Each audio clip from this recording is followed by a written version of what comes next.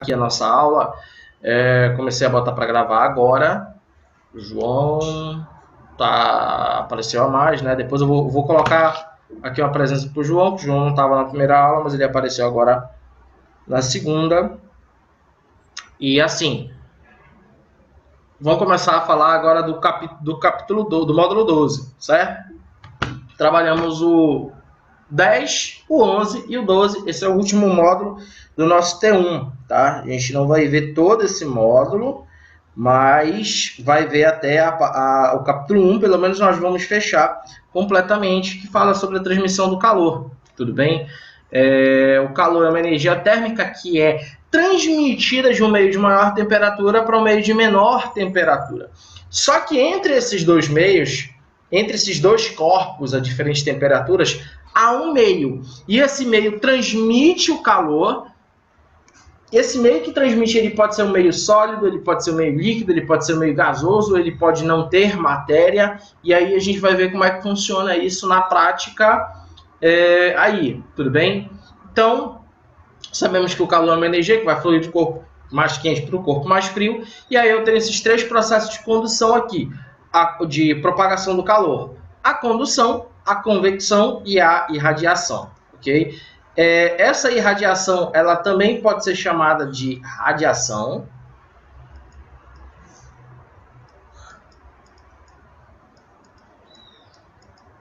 Ok? E elas acontecem em situações muito específicas. A condução, quando o meio é sólido.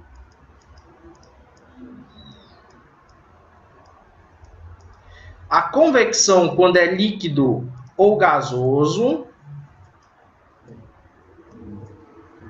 O gás também, gente. Apesar de eu ter te falado que existe uma diferença entre o gasoso e o gás gasoso também ele transporta, tá ok? E você tem a irradiação que acontece no vácuo, ou seja, na ausência de matéria. Deixa eu fazer só uma correção. A irradiação ela não precisa da matéria. Ela também acontece no vácuo, tudo bem? Mas ela pode acontecer no sólido, ela pode acontecer no líquido também, tá? Então, a irradiação ela acontece em todo e qualquer meio. A condução acontece mais em sólidos e a convecção acontece mais em líquidos e gases. Na verdade, todos os processos de condução de calor, de propagação do calor, podem acontecer nos respectivos meios. Aliás, a condução e a convecção elas só não acontecem no vácuo, mas pode acontecer de ter convecção no sólido, só que em uma taxa muito menor do que condução, tudo bem? E a mesma coisa, pode ter condução no líquido e gás, mas há mais convecção. E a irradiação ela pode ter no sólido, no líquido ou no gás, tudo bem? Vamos adiante. Então, eu já ajeitei aqui, gente. Se vocês precisarem falar alguma coisa, vocês podem falar no microfone aí, porque já aparece aqui no meu áudio. Ele não estava aparecendo antes a fala de vocês, mas pode se manifestar pelo chat. Então, continuando. Então, se você tem o meio sólido, como por exemplo, alguns de vocês já devem ter, na hora de fritar um ovo, esqueceu um talher de cabo metálico em contato com a chama ou em contato com a parte que está aquecendo. Aí o que acontece? Vamos lá. Nesse processo, você tem aqui a chama da vela e você tem uma barra metálica, desculpa.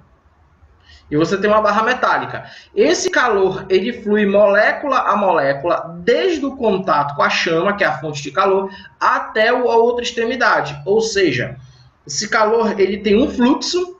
A pessoa ela está, claro, obviamente, segurando o metal, segurando uma luva, porque a luva é isolante térmico. Então, eu vejo que esse processo de condução ele acontece aqui em superfícies sólidas, tudo bem? Processo de transmissão de calor por condução, a energia térmica é transmitida diretamente a partícula, átomo por átomo, íon por íon, através da qual o material é constituído. Se é um material iônico, ele vai se transmitir pelos íons, que já são maiores. Se ele é nível atômico, um gás monatômico, como os gases nobres também, vai de átomo a átomo. Mas geralmente nós consideramos a condução a partir das moléculas, tudo bem? Por causa das forças interatômicas ou intermoleculares, tá certo? E o sentido do fluxo é sempre dar maior temperatura para menor temperatura. Por exemplo, na parede da casa de vocês, há sempre uma parede que recebe radiação solar. Pode ser de manhã, de tarde. A pessoa recebe à noite? Cara, não sei, só se tu morar em outro país, porque aqui no Brasil, não. Mas você recebe essa grande quantidade de calor nessa parede e o calor passa lá de fora para dentro. À noite é o contrário, de dentro para fora. Tudo bem?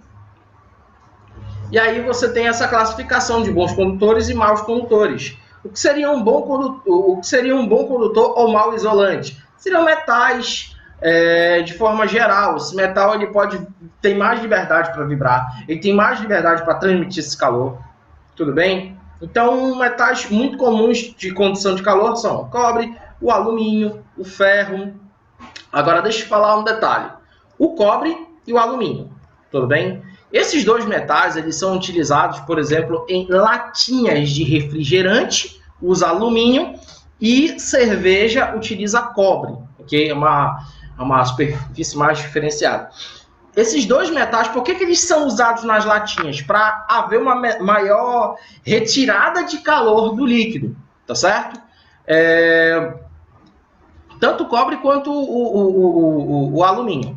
O cobre, ele é muito utilizado em cerveja por causa que a cerveja ela tem uma quantidade de gás carbônico diferente de um refrigerante, tudo bem?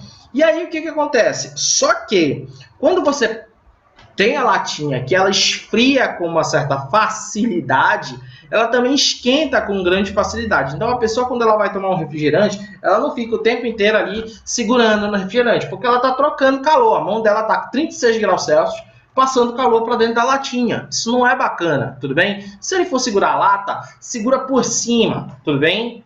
Por cima. Porque se ela segurar por baixo, vai começar a rolar convecção lá dentro. Também não é bacana. O certo é segurar por cima e toma. Ou então, utiliza aqueles isopor que envolve a latinha. Porque esses metais eles são bons condutores.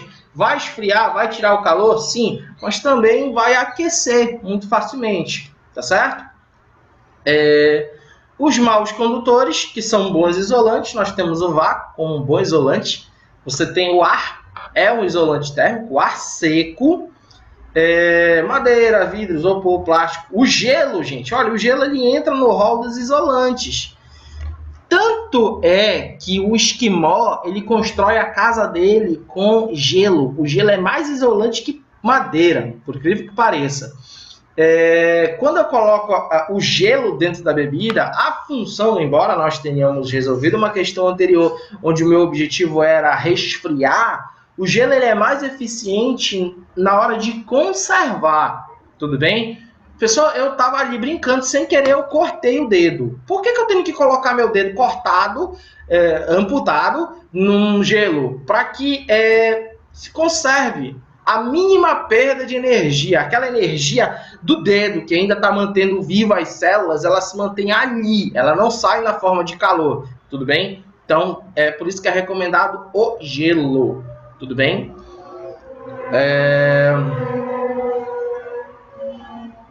Já não é o caso de um baque. Um baque, a bolsa de gelo, ela tem uma outra função, que é retirar mesmo a energia, mas porque o baque ele está a uma alta temperatura. Mas vamos lá.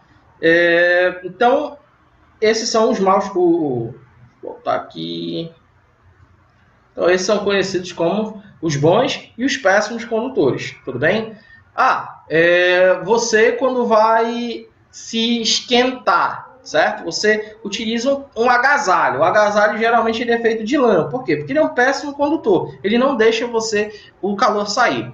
Um outro detalhe é você comprar uma barra de gelo e você não quer que essa barra de gelo derreta. O que você faz? Envolve ela com papelão, posso envolver com um saco plástico? Pode, porque o plástico é um péssimo condutor. Eu posso envolver num cobertor? Pode também, porque assim como o cobertor não deixa entrar o calor, ele não deixa sair o calor.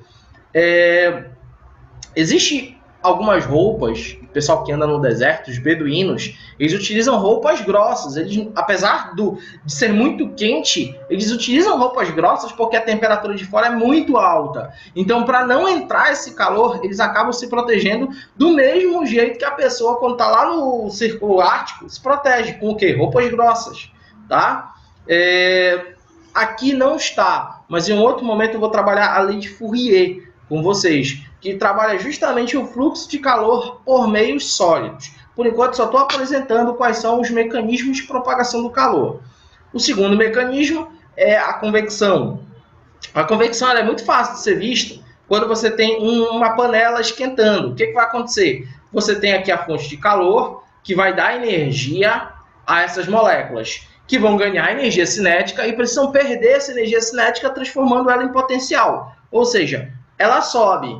Então, quando ela sobe, ela está quente, ela ganha volume, ganha impulso, enfim, ela vai subir e depois ela vai descer. A camada fria desce para aquecer, a camada quente sobe. Tudo bem? Eu quero instalar um ar-condicionado. Qual é o certo? Eu instalo o ar-condicionado em cima. Por quê? Porque o ar frio, o ar quente, ele sobe, o ar frio desce. Então, eu tenho uma maior economia de eletricidade quando eu ligo o ar-condicionado em cima e não embaixo. Embaixo, ele vai ficar ali pegando só o ar frio. E em cima, o que vai acontecer? Esse ar frio de baixo, ele vai trocar calor com o ar de cima, que está o tempo inteiro quente. Não está havendo convecção, ok? E aí o que acontece? Você tem força muito mais o motor do ar-condicionado e isso faz com que exista um aumento de consumo de energia elétrica. Então, uma maneira de você aproveitar o próprio fluxo natural de calor é botando o ar-condicionado na parte superior do seu quarto. Tudo bem? Ar-condicionado na parte inferior consome bastante. Não sei te dizer quanto a mais. Nunca fiz essa conta, mas há um consumo maior. Beleza? Tranquilo aí? Então, outra coisa, gente, é a formação das brisas, que eu vou falar mais à frente. O vento, ele se dá devido ao gradiente de temperatura. Como assim? Se você mora num local onde você, de tarde, por exemplo, tem uma parede que bate sol, e essa parede que bate sol tem uma porta, uma janela, e uma outra que não bate, tá mais fria. Cara, se tu abrir as duas janelas, você vai perceber, se você estiver entre as janelas, ou no meio de uma delas, tu vai perceber uma passagem muito intensa de vento. E se tu ficar no meio dela, tu vai ver que por um lado entra, por outro lado sai. Nas casas que tem balancim, por cima sai o ar quente, por baixo entra o ar frio. Sempre fica esse fluxo, esse giro, que a gente chama de convecção. Então, quando você assistir hoje o jornal e falar da previsão do tempo, preste atenção no que eu estou te falando.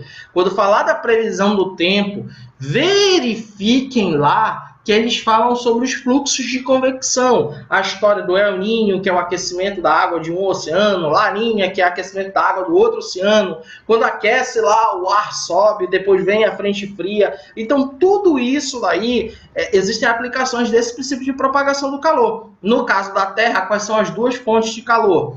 O núcleo, que é a fonte geotérmica, e a radiação solar também. É uma outra fonte que é por calor extraplanetário.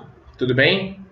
Lembrando que o calor da Terra ele tem que ir para o espaço, só que o espaço é isolante térmico. Se eu criar camadas mais isolantes, vai ficar meio problemático isso daí. O vácuo ele tem a temperatura algo em torno de 5 Kelvin, ou seja, ele puxa para si calor. O que ele faz, eu não sei. Ninguém sabe porque o vácuo é a ausência de matéria, tudo bem? Quando chegar lá no vácuo, esse calor ele se transmite por radiação, tá? Então, vamos lá. Continuando aí a nossa aula. O terceiro, esse processo de convecção ele é muito comum em líquidos, gases e vapores. Agora, quando eu vou para o outro método aqui, eu tenho a irradiação. O que é irradiação? Ela é a propagação do calor por meio de ondas eletromagnéticas. Que ondas são essas? As radiofrequências, nós vamos estudar ondas ainda. Tu vai entender o que é radiofrequência, que é uma frequência inferior a 10 elevado a 1000 Hz. Entre 1000 e 1 milhão de Hz, você tem as radiofrequências. Você tem o infravermelho, que é acima de 10 elevado a 10 Hz. você tem a luz visível também, uma parte da luz visível propaga calor, certo?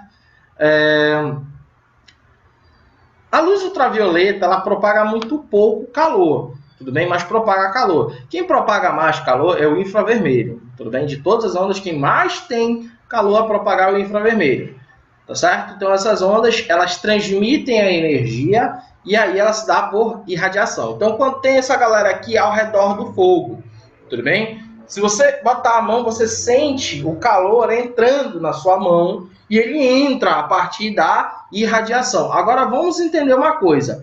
Existe a irradiação, o fogo irradia calor, tudo bem? E esse cidadão que está sorrindo aqui do lado do fogo, deixa eu aqui mudar a cor, né? Então esse cara que está aqui do lado, eu mudei para outra cor que faz parte, deixa eu mudar para azul. Pronto, acho que agora dá para ver. Esse cara, ele está radiando calor, ou seja, ele está recebendo calor. Se eu estou lá na rua, fazendo o que eu não devia estar fazendo, que é estar na rua, se eu estou lá fora e eu recebo radiação, eu estou radiando calor, estou recebendo.